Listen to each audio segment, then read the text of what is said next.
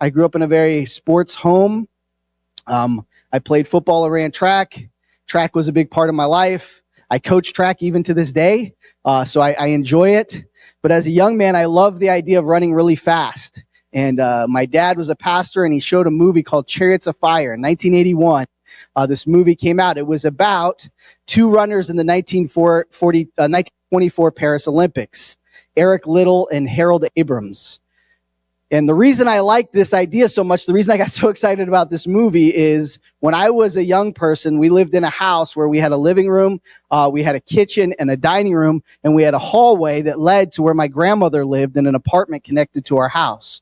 And my older brother, I have two older brothers, my older brother Doug, who ended up becoming a Golden Glove boxer, and he was recon in the Marines, he looked at me and said, "I need to shape you into someone that's actually tough, Mike." And so his way of making me tough was beating me up.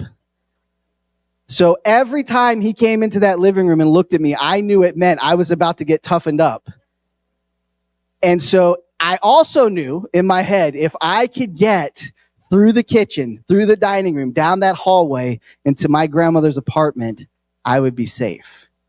This movie takes place when he's deciding, will he go run in the Olympics? He has a conviction about running on Sunday.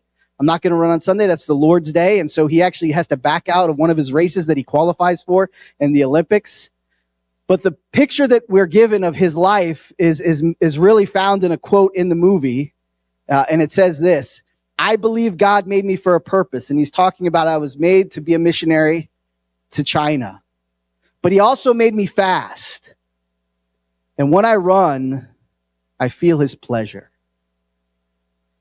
And so he said, and one of the interesting things, he had gone to be with the Lord, but his sister, Jenny, who's depicted in the movie, she went to go see the movie, and she said one of the things the movie didn't really show about him is when he ran, he always looked to the heavens with a big smile because he knew it was pleasing God.